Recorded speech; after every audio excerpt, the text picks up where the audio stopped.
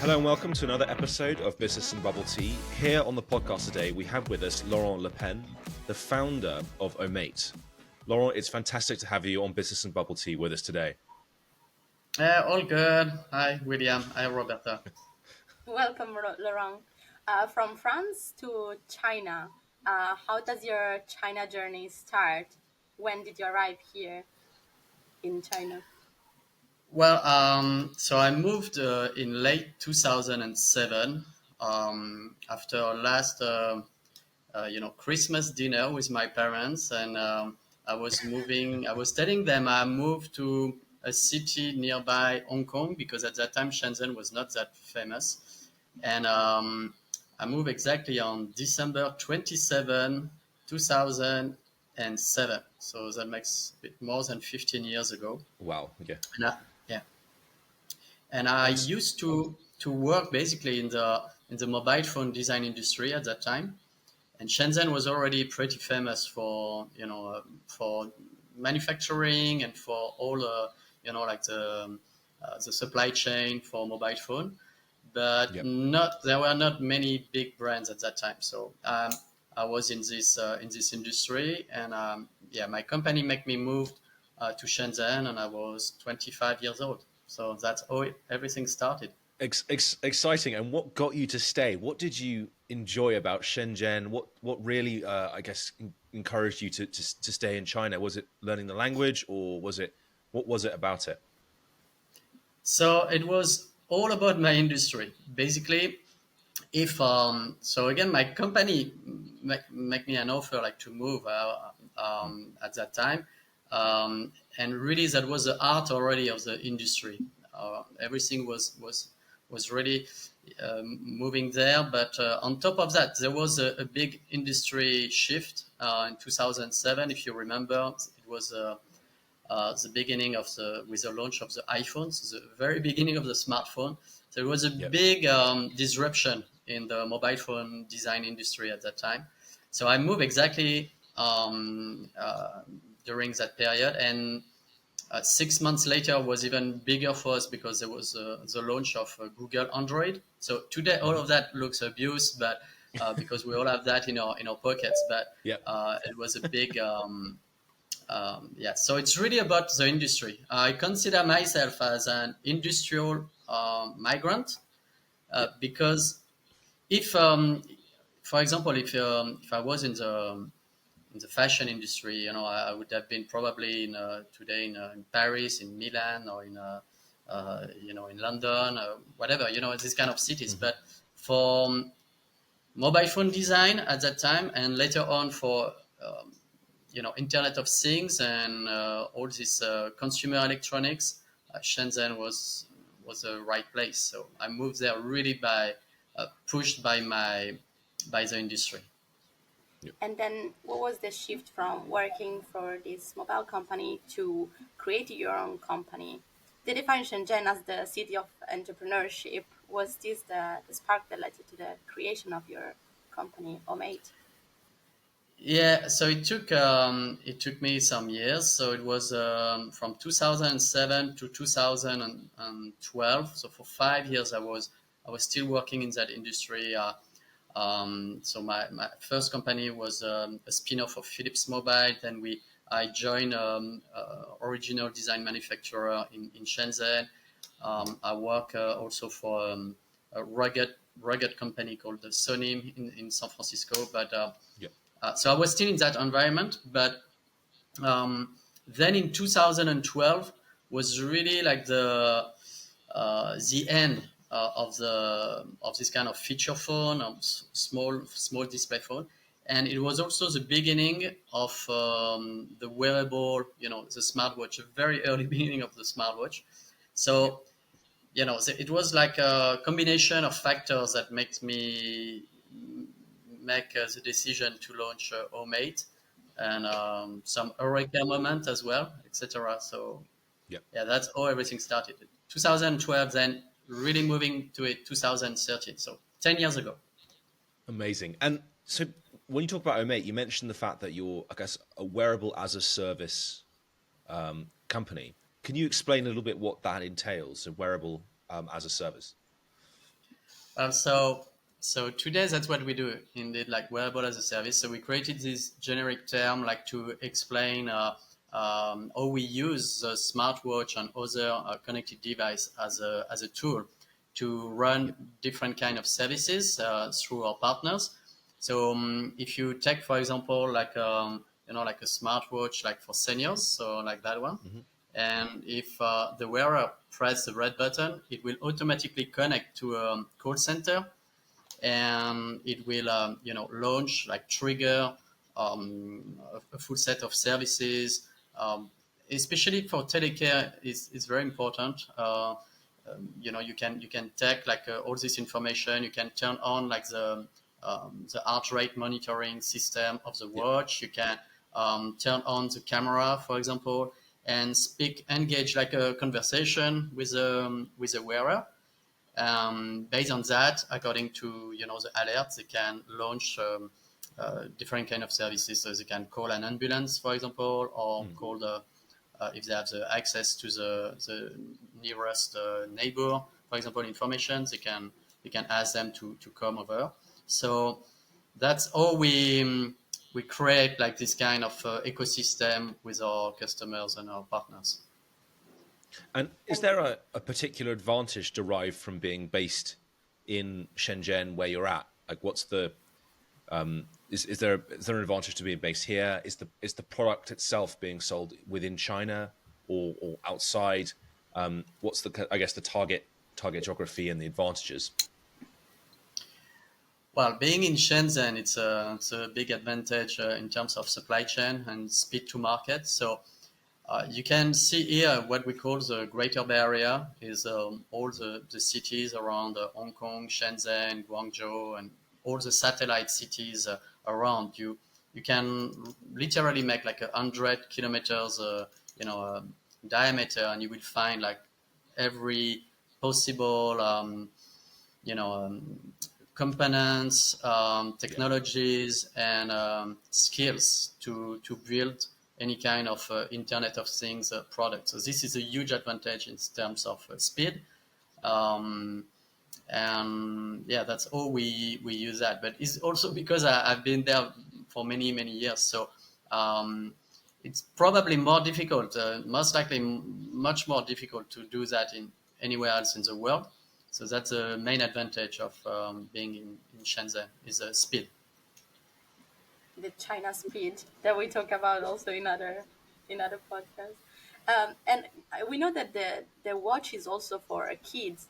I think we noticed this trend since we came to China with kids looking at the watch and talking with their watch.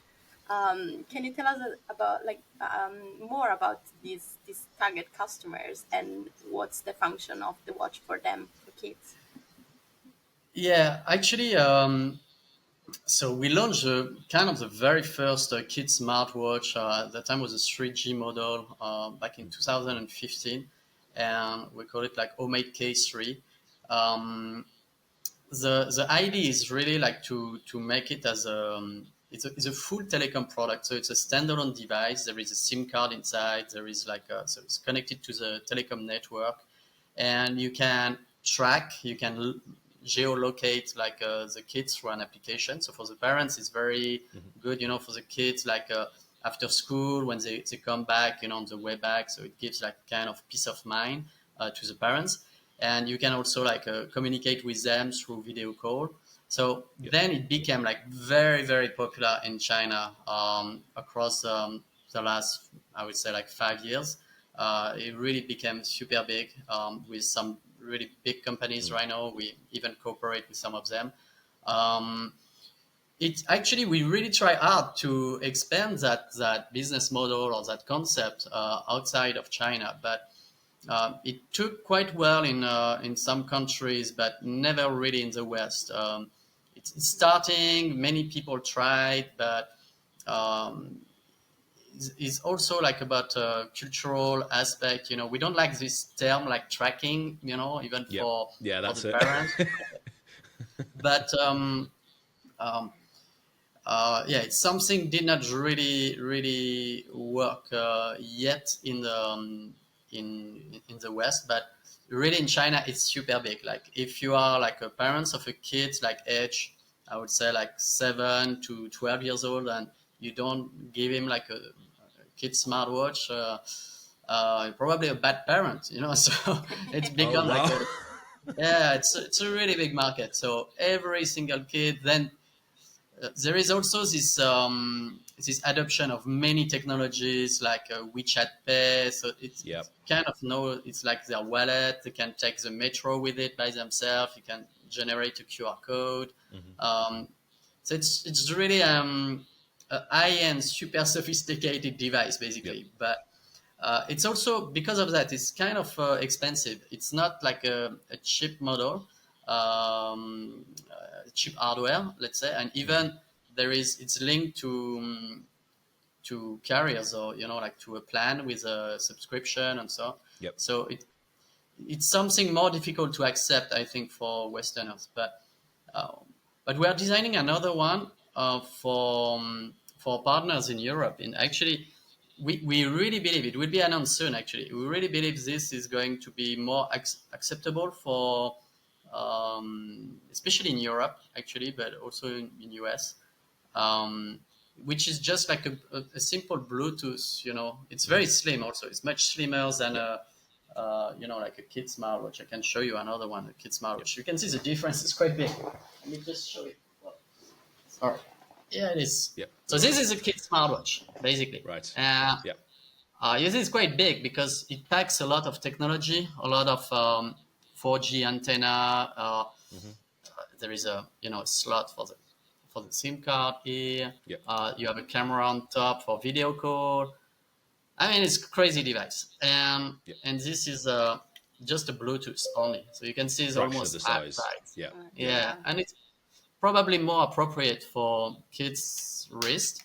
It's just like a modern version of their watch. Like you can change the watch faces. It's pretty cool. And This we will you launch also, soon. Do you see you more also willingness to adopt, for example, the senior devices in the West, maybe? So, Yeah, you can see this is in this globalized world, we also tend to forget the cultural differences. In China, there is something very clear, is that they really take care of the senior people, and they really ask they will really take care of their parents, their older parents, and usually they will live with them. Something which is probably for two generation already like over in the West. Like we don't do that anymore. So we try to have like people to stay at home in their own house as long as possible in the West, but it's really not possible in China. So, and then for kids, they also you have they can really, because of the one child policy before. Now it's open to more kids. They also have the same trends everywhere, like of population declining. So try to tell people to do more kids. So so culturally, in Europe, there is this big opportunity on the senior tech or senior, senior citizen or silver economy, what we call, and that's why we can sell this kind of devices to insurance companies, to telecare companies. While in China, it's almost there is no market yet, because most of the people will have either they will live at home, or they will have like someone from the family member will be the helper. And this is something we lost basically in the West. We run like this kind of pension house or retirement houses. This is still the very early beginning in China. While it's super advanced on many things, like really live in the future. When you're in Shenzhen, you can be amazed by how many. It's almost like there are flying cars.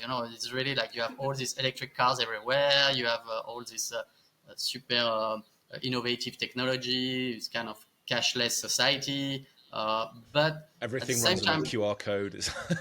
yeah, but at the same time, on this elderly or cultural part of taking care of the elderly, they are very traditional. And I believe this will take maybe another generation to change. Or so there is no market. So yeah, in a nutshell, there is no market for senior tech. Not much. It's still a niche, but as you know, because of the how big the market is in China, even a niche, it can be bigger than, I don't Yeah. know, England market, or even, like a Much bigger. French market. Yeah. So there are still opportunities, but is not yet big enough for major companies to run on that. And on the opposite, on the kids, it's super big. It's a super mature market right now. And following But on you from s- that, what's it been like launching as an expat within China? What's it been like growing that business within China? Well, so there are different aspects. Again, on the designing a product or launching a product, this is is not an advantage to be like a foreigner, but at least to launch a product for the rest of the world is easier. Then to raise money, for example, I was way too French, for investors in China, and then for investors overseas, I was way too Chinese. So Oh that was the gosh. difficult part. For the rest, uh, well, it's a great country it's a great region also, like to launch a company, but there are plenty of opportunities, and yeah, it's a good place. It's a good place also to live. So what overall, do you it's think has been pretty positive. the biggest challenge for you here? It's like cultural shock, language, to Well, start the not company, or maybe don't have maybe a Chinese co-founder. yeah. There are plenties of ways like to bypass all these obstacles. Or one of them is definitely like to have like local co-founders or local partners or people you can trust. And so this is what happened to me. So obviously without them it would have been much more difficult to launch or to set a business here. But no, I think it's difficult everywhere, Yeah. So even if most of the startups we say, and from the data, that after 5 years, most of them are either dead or at the hospital, So today we are celebrating our 10th anniversary, so we feel like we are more You're out of the stable. casualty ward. Yeah, we got our 10 years award, so I don't know what it makes in waiting, but it's something. And yeah, it's We've got hard time for everywhere. time for one final question. I just wanted to ask, what would you advise anyone looking to launch a business in China? What would your one piece of advice be? Well, so find good partners, find local partners that you can trust, obviously. This after another advice, maybe more general, is people tend to tell you like, oh, you need to focus on what you are doing. This is you need to be on your ID. But if your ID and you see that you are going to hit the wall, do not in any circumstances like do not hesitate like to pivot. That's the Yeah. smartest thing you can do. Just like as a captain, of you need to change the way like according to the weather. So it's the same. You cannot go if you can survive a storm. Very good, but when you have like a big competition, if you start seeing like in my case, was like companies like Apple and Google coming in the same field. Even if you were like part of the first people in that segment, when you see this giant coming, I can tell you it's smarter to pivot. To avoid this big When there's a people 10-ton coming. gorilla on the way. Right. Fantastic. Well, that's all we've got time for today, but thank you so much for joining us on Business Bubble Tea, Laurent. You're welcome. Thank you for your time. It was nice chatting with you.